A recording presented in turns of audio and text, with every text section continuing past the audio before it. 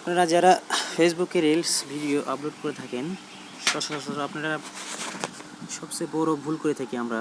Reels video যখন আমরা upload করি, এই যে ফেসবুকে ঢুকলাম আমি, রিলস ভিডিও যখন আমরা আপলোড করতে যাই তখন আমরা কিভাবে করি? আমরা ঠিক এই যে প্লাস আইকনে ক্লিক করি, তারপর আমরা কী করি, এই যে রিলসে যাই। রিলসে যাওয়ার পরে আমরা যে কোনো একটা এখান থেকে ধরেন ফটো নিলাম, কিংবা আপনার কিছু ভিডিও করা থাকলে পরে সেটা নিলেন।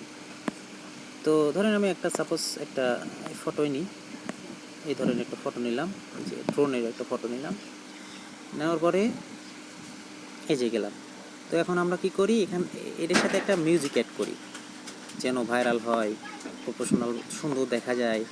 হ্যাঁ, এই জন্য আমরা কি করি, এই অডিওতে ক্লিক করে দিই আমরা। দেওয়ার পর কি আছে লেখা, যে এই যে অ্যাড মিউজিক, এই অ্যাড মিউজিকের কাছে আমরা এভাবে ক্লিক করি, ঠিক আছে।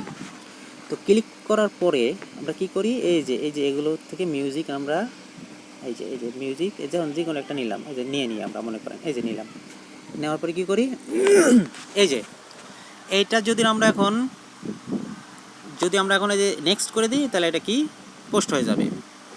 তো এইভাবে যদি মানে আপনারা পোস্ট করে দেন, তাহলে কিন্তু এটা আপনার 100% কপিরাইট আসবে, ঠিক আছে। 100% কপিরাইট আসবে। তো কি করবেন আপনারা, সঠিকভাবে কীভাবে করবেন সেভাবে আমি দেখে দিচ্ছি।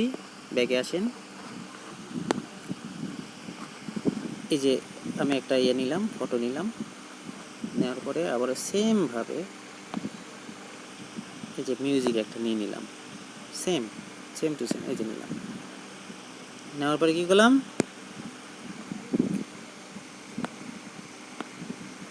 এই যে এটা কিন্তু অ্যাড হয়ে গেছে, ঠিক আছে। তো আমরা কি করব, আমরা এভাবে করব না, আমরা যেন কপিরাইট না আসে সেইভাবে করবো। যে এডিট আছে, এই এডিটে আমরা ক্লিক করব।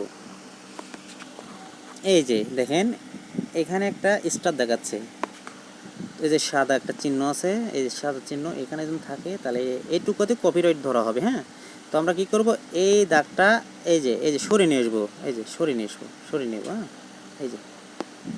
এই যে ঠিক আছে, এই যে ফাঁকা জায়গাতে নিয়ে আসবো আমরা।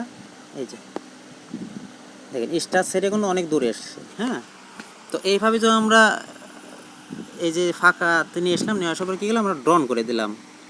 এখন কি হলো, এটা কিন্তু কপিরাইট আসবে না, ঠিক আছে।